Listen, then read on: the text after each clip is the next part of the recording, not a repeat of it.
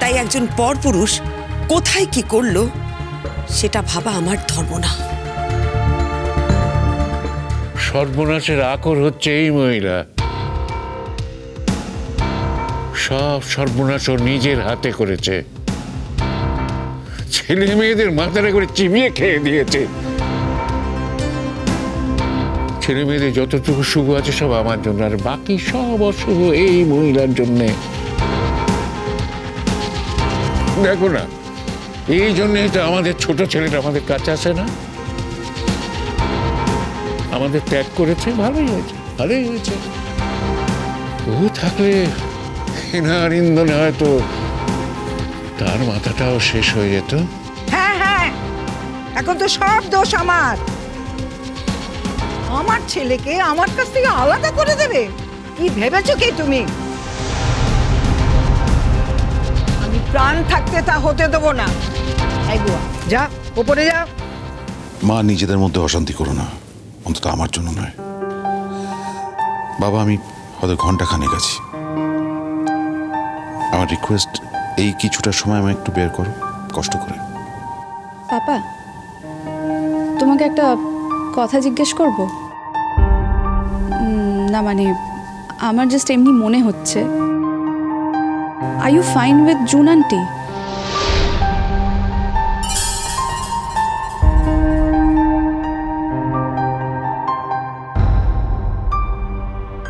না মানে দেখো, দিঠি যে ওখানে ভালো নেই সেটা তো আমরা বুঝতেই পারছি। আন্টির জন্য কষ্ট পেয়ে যে দিঠি সুইসাইড অ্যাটেম্প্ট করেনি সেটা আমরা মোটামুটি জানি। বাবা, সামাও তোমায় দেখে মনে হচ্ছে যে তুমিও ভালো নেই। না মানে, আমি হয়তো ভুলও হতে পারি অফকোর্স। বাবা, তুমি তো এ বাড়ি থেকে ওখানে ভালো থাকার জন্য গেছিলে, তো এখানে যতটা খারাপ ছিলে তার থেকেও যদি বেশি খারাপ থাকো ওখানে, তাহলে তো বাবা আর ওখানে যাওয়ার মানেটাই রইল না। বাবা, আমি কি ভুল ভাবছি? আমি একটু আমার মেয়েটাকে দেখে আসি। দিদির জন্য আমার মনটা খুব ছটফট করছে। অঙ্কিতা, তুমি তোমার পাপাকে সকলের সামনে এমন প্রশ্ন করো না যার উত্তর দিতে উনি দ্বিধাবোধ করবেন।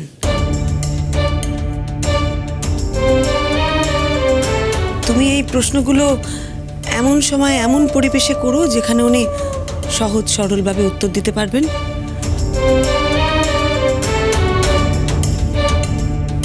উনি ওখানে ভালো আছেন এই কথাটা হয়তো ওনার আমার সামনে বলতে সংকোচ বোধ হচ্ছে,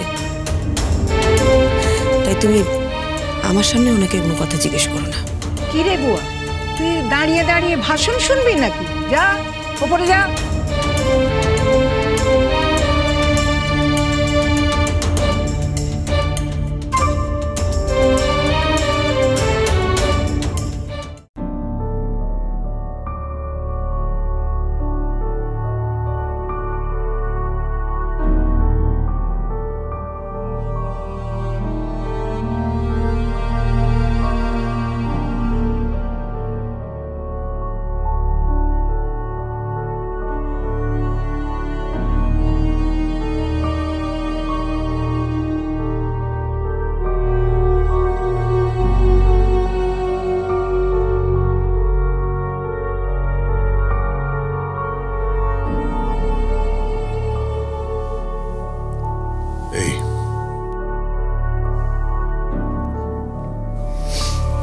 আমি বুঝতে পেরেছি তুমি এসেছো।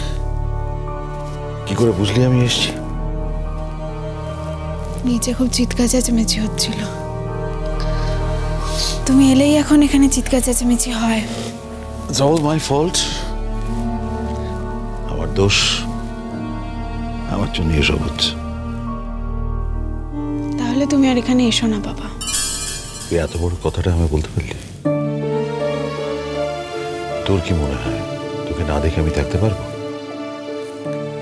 কত কিছুই তো আমরা পারি না বাবা, কিন্তু আমাদের তো পারতে হয়, করতে হয়। কত বড় হয়ে গেছিস হঠাৎ করে। বড় তো আমি হয়েছি, কদিন বাদে ডিগ্রি কোর্স পড়তে যাব। সামনে তোর পরীক্ষা, বড় পরীক্ষা, probably the most important exam of your life. এই পরীক্ষার উপর নির্ভর করছে তোর জীবনে তুই কি করবি না করবি, এভরিথিং। আমার মনে হয় তাড়াতাড়ি সুস্থ হয়ে ওঠ। আই এম ট্রাইং বাবা। আমি সুস্থ হয়ে উঠে শুধু পড়াশোনাতেই মন দেওয়ার চেষ্টা করছি। তোমাকে একটা কথা বলার ছিল। অফকোর্স, তোর কথা শোনার জন্যই তো আমি এসেছি। বলছি যে আমি ডিগ্রি কোর্সে কোনো হস্টেলে থেকে পড়তে চাই, বা কোনো পিজি এরকম কিছু। আমি জানি তোর ওখানে একটা প্রবলেম হচ্ছে। নট রিয়েলি, কিন্তু আমি তো বড় হচ্ছি, তাই একটু নিজের মতো থাকতে চাই।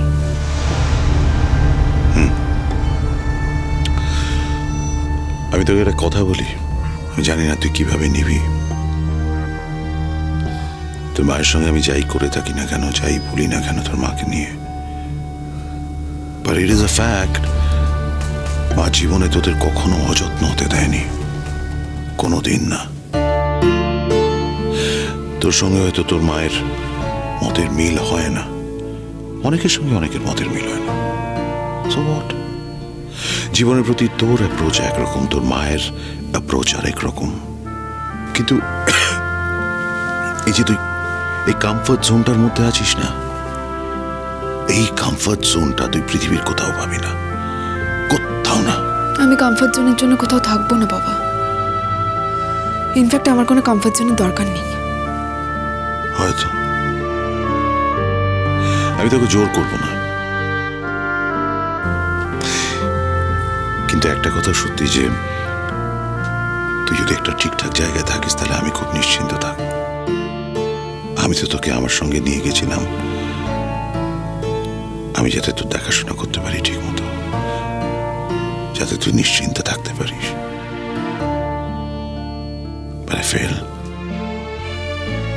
এখন বুঝতে পারছি যে সেখানে সত্যিই তোর একটা অসুবিধা আছে। আমি আমার অসুবিধার জন্য বলছি না বাবা। আমি তোর বাবাদের একটা বয়স হয়েছে, অভিজ্ঞতা আছে। তোর কি মনে হয় আমি কিছু বুঝি না? দিদি, এরকম হয় রে, নতুন জায়গায় অ্যাডজাস্টমেন্টের প্রবলেম হয়, তোরও হচ্ছে। জুনের সঙ্গে অ্যাডজাস্টমেন্টের প্রবলেম হচ্ছে, জুনের মতো নানান রকম কমপ্লেক্সিটিস তৈরি হচ্ছে, আর তুইও আমি কি বাবা? ও মানিয়ে নিতে একটু অসুবিধে হচ্ছে।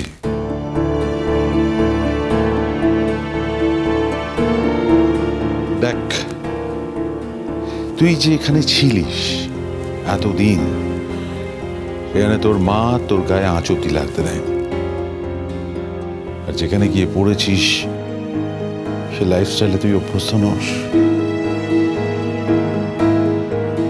অনেক রেসপন্সিবিলিটি তোর উপর, নিজের পড়াশোনা, দোকানের দেখাশোনা, জুনের মন জুগিয়ে চলা, এমনকি মাঝে মাঝে টুকিটাকি রান্না বান্না করা। কোনো প্রয়োজন নেই দিদি, তাতে তুই যেখানে আছিস সেখানে রানীর মতন থাক। এখানে তো তুমি আমার কাছে থাকবে না।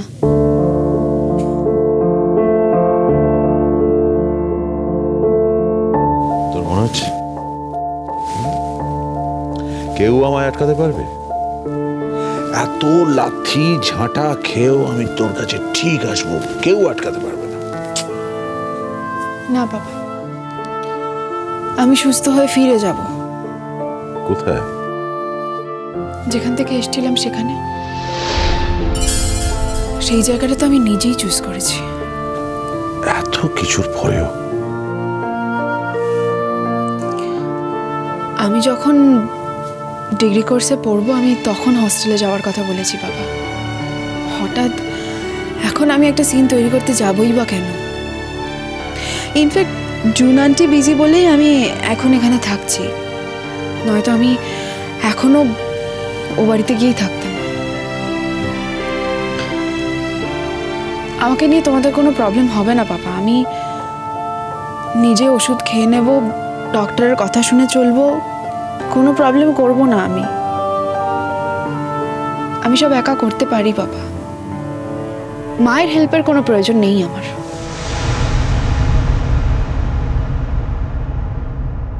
আমার তো মনে হয় ওখানে কোনো ব্যাপারে তোর আঘাত লেগেছিল,